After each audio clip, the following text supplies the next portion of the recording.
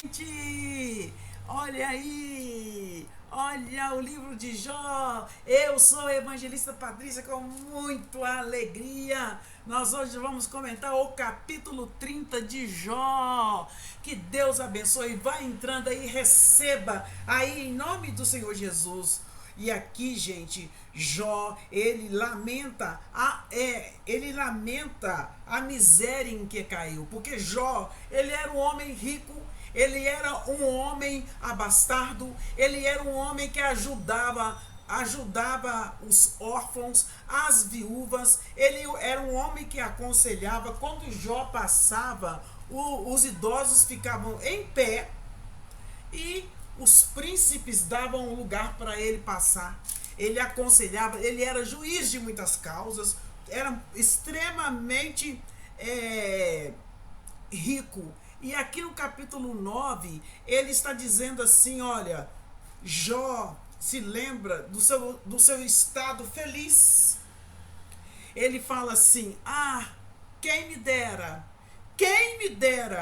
ser como fui nos meus meses passados, nos dias em que Deus me guardava, quando fazia resplandecer sua lâmpada sobre mim, quando eu, guiado por sua luz, caminhava pelas trevas.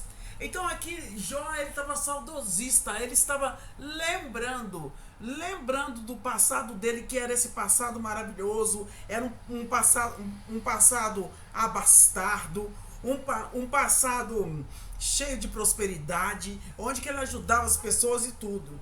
E aí Jó, ele fala assim: agora Jó está sem entender o que está acontecendo com ele. Existem certas coisas em nossa vida que nós ficamos sem entender.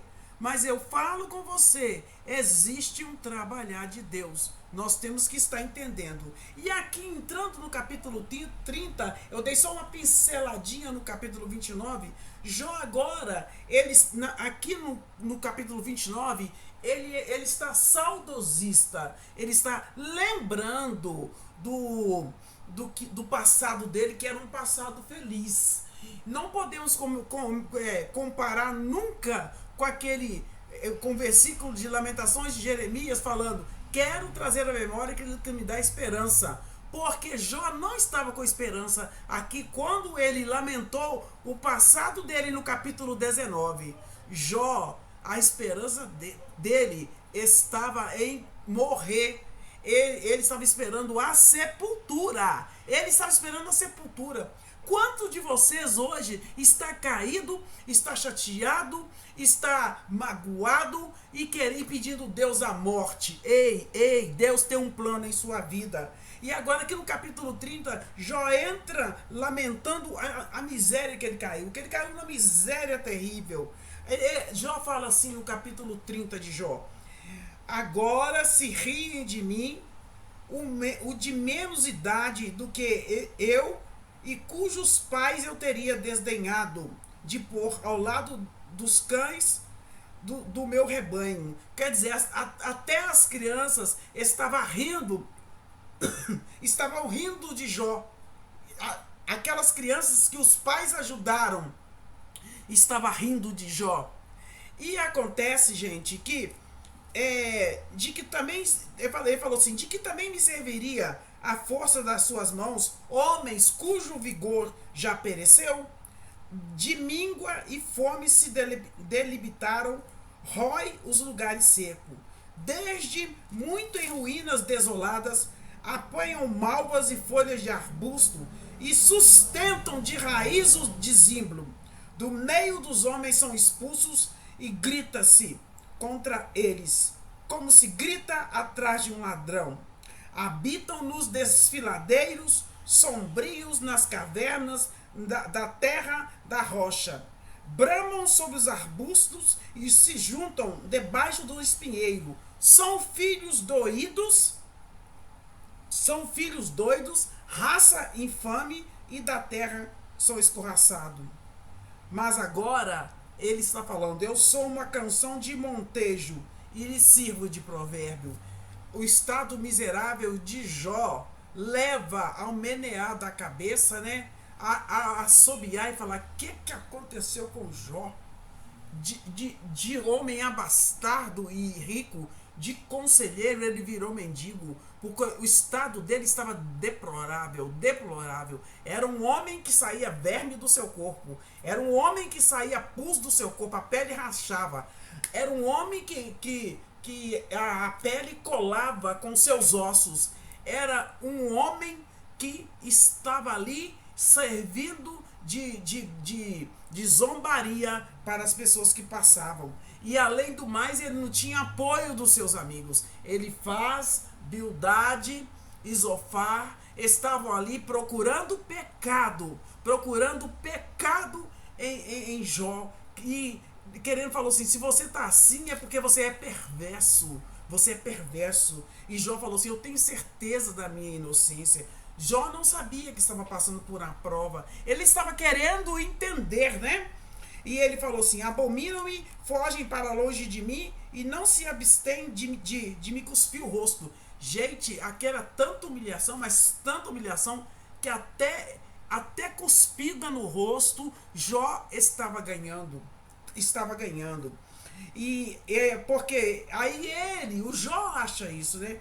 Porque Deus afrouxou a corda do meu arco e me oprimiu, pelo que sacudiram de si o freio perante o meu rosto, a direita levanta uma súcia e empurra contra mim, prepara o seu caminho de destruição. Ele estava sentindo que ele estava sendo castigado por Deus, né? Arruinaram as minhas veredas, promoveram a minha calamidade, gente para quem já não há socorro, vem contra mim como por uma grande brecha e se revolve avante entre as ruínas. Sobrevieram-me pavores, como pelo vento é varrida a minha honra. Jó fala aqui que até a honra dele foi varrida, porque pode chegar uma condição de cuspir no rosto dele, né? Agora dentro de mim se me derrama a alma. Os dias da aflição se apoderaram de mim. A noite me verruma os ossos e os desloca. Não descanso mal que dói. A pessoa, eu fico pensando aqui a situação tão grave de Jó, mas tão grave, que eu acho que quando ele deitava, o osso machucava ele, porque o osso, quando a pessoa está muito magra, se ela deitar num lugar duro assim, dói, porque o osso encontra, né, com o local.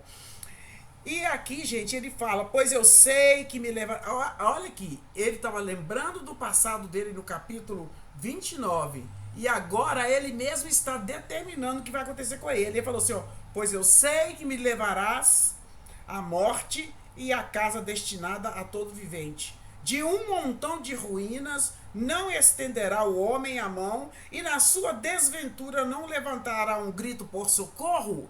Ele falou assim: eu sei, eu vou morrer. Aguardava eu o bem, e eis que me veio o mal. Ele estava aguardando o bem. Nós aguardamos o bem desse ano de 2023, né? Para a honra e glória do Senhor. O futuro pertence a Deus. Mas eis que veio o mal sobre a vida de Jó.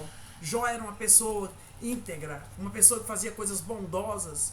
E a pessoa que faz coisas bondosas só espera ganhar coisas boas, né? E Jó fala assim: o meu íntimo se agita sem cessar, e dias de aflição me sobrevêm. Cada dia era um tipo de aflição, né? Cada dia era pior. E ele fala assim: ando de luto sem a luz do sol, levanto-me na congregação e clamo por socorro. Sou irmão dos chacais e companheiro de avestruzes. Enegreci e me caí a pele. E os meus ossos queimam de febre. Nossa, é uma situação violenta, muito triste, né? Ele narrando aqui como que ele está. E ele fala assim: por isso a minha harpa se me tornou em prantos de luto.